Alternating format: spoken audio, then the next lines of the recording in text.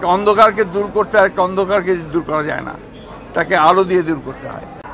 বাংলাদেশে ছাত্র জনতা ফ্যাসিস্ট হাসিনা সরকারকে উৎখাতের জন্য একটা অভ্যুত্থানের মধ্য দিয়ে অর্জন করেছে এবং সেই সফলতা অর্জন করেছে। কিন্তু দুর্ভাগ্যের বিষয়, আজকে হাসিনার পাতা ফাঁদে আমরা যেন ফাঁদে পা না দিই। আজকে দেশের যে স্থিতিশীলতা বিনষ্ট হচ্ছে, অস্থিরতা সৃষ্টি হচ্ছে, এর জন্যে সম্পূর্ণভাবে হাসিনার যে ফ্যাসিস্ট যে রেজিম ছিল, সেই রেজিমই তার জন্য দায়ী।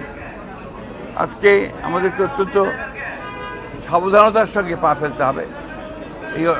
এই যে সফলতাকে আমাদেরকে সফল করতে হলে আমাদেরকে অত্যন্ত ধীরে ধীরে এগোতে হবে।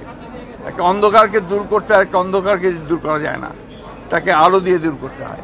সেই আলো বর্তিকা জ্বালিয়ে আমাদেরকে সামনের দিকে যেতে হবে।